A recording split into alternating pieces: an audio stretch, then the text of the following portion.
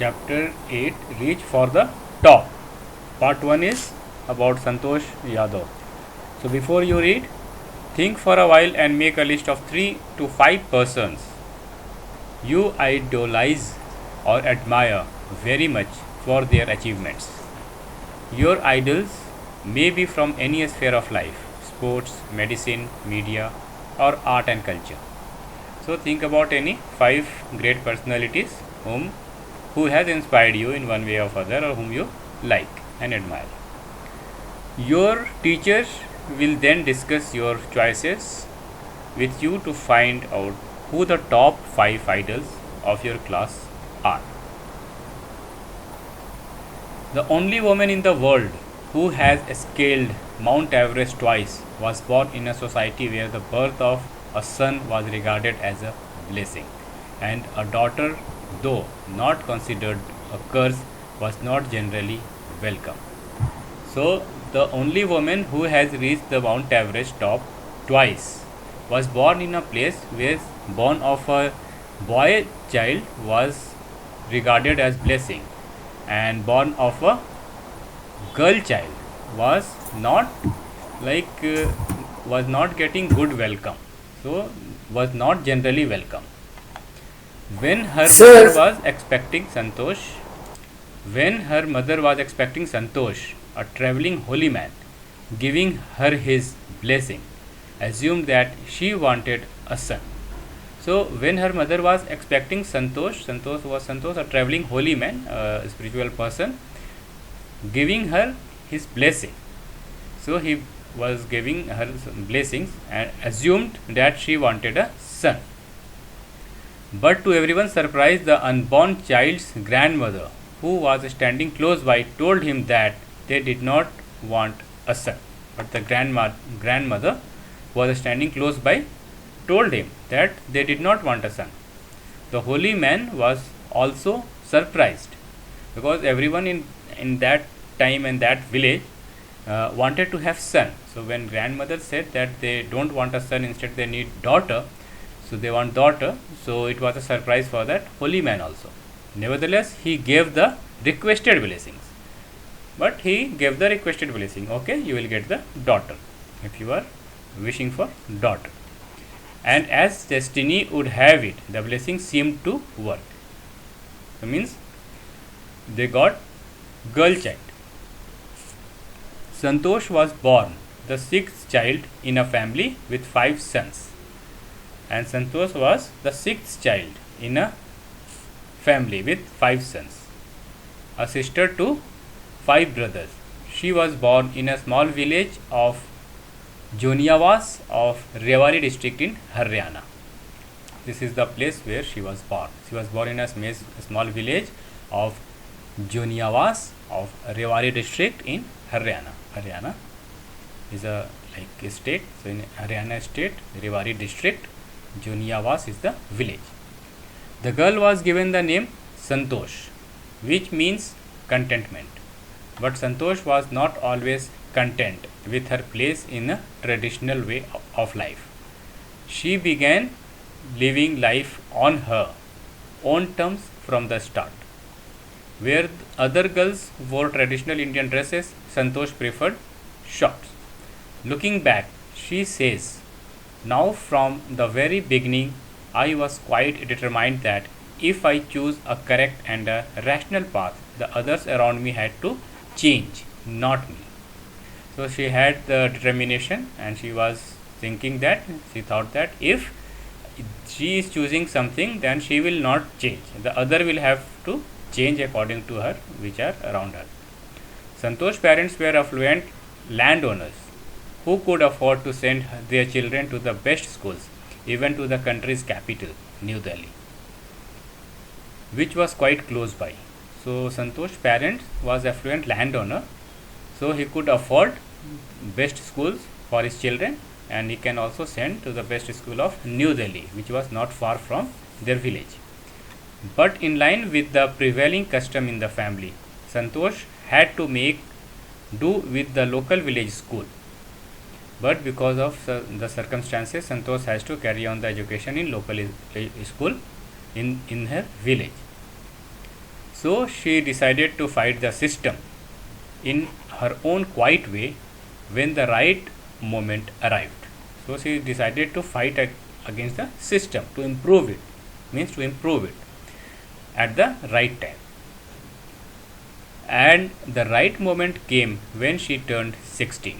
When she turned 16, she started actually doing some of the changes, some improvement in the or some fights against the system. At some fight means raising some voice against the system. At 16, most of the girls in her village used to get married. Santosh was also under pressure from their parents to do the same. So at that time, at around the age of 16, girls were used to get married. At 16, most of the girls in her village used to get married. So upon reaching the age of 16, girls used to get married. But Santosh was also under pressure from her parents to get married. A marriage as early as that was the last thing on her mind. She threatened her parents that she would never marry if she did not get a proper education. So actually Santosh did not want to marry before proper education. So she threatened her parents that she would never marry if she did not get a proper education. So education was her priority. She left home and got herself enrolled in a school in Delhi. She left her home and got enrolled in a school in Delhi. When her parents refused to pay for her education, she politely informed them of her plans to earn money by working part-time to pay her school fees. And her parents refused to pay the fees for school. So she politely informed her parents that she will do part-time work, but she will continue learning from the school. Her parents then agreed to pay for her education. Her parents then agreed to pay because she wanted to study. So parents thought, okay, let her study. So they agreed to pay the educational fees. Wishing always to study a bit more, and with her father slowly getting used to her urge for more education, Santosh passed the high school examination and went to Jaipur. So now her family members and father understood that okay, she want to study. So and after high school, she went to Jaipur for higher education. She joined Maharani College and got a room in Kasturba Hostel. So she joined Maharani College and got Kasturba Hostel. Kasturba Hostel. So in colleges, hostels are there, which are residential colleges. There students can stay. So and go to college also and come back to the hostel. Santosh remembers Kasturba Hostel faced the Aravali Hills. I used to watch villagers from my room going up the hill and suddenly vanishing after a while.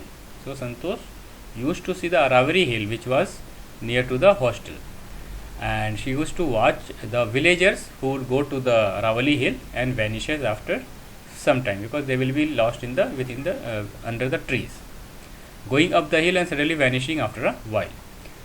One day I decided to check it out myself. I found nobody except a few mountaineers. I asked if I could join them.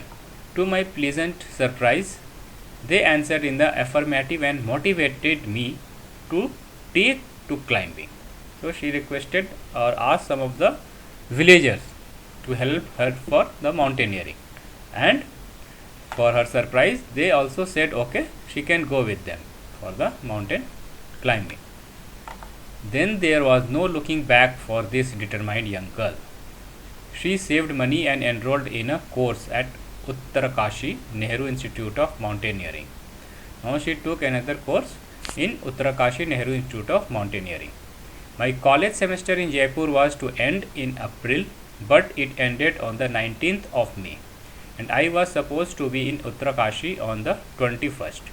So I did not go back home. Instead, I headed straight for the training. After the school, she went for training. She didn't go home. I had to write a letter of apology to my father, without whose permission I had gone myself enrolled at Uttarakashi. And she had asked for the apology to her father because before his permission she had enrolled for mountaineering class in Uttarakashi. Thereafter, Santosh went on an expedition every year. Her climbing skills matured rapidly. Also, she developed a remarkable resistance to cold and the altitude. Equipped with an iron will, physical endurance, and an amazing mental toughness, she proved herself repeatedly. And she proved herself repeatedly. What she did thereafter, after that, Santosh went on expedition every year. Every year she used to go to expedition. Her climbing skills also matured. Also, she developed remarkable resistance to cold and altitude. So she got tough and more tougher, and she started resisting the cold and the height. Equipped with an iron will, physically endurance, and an amazing mental toughness, she proved herself repeatedly, and she was improving thereafter. Like, equipped with an iron will, physically endurance, and an amazing mental toughness, she proved herself repeatedly. So she was able to do this, and she was improving on this.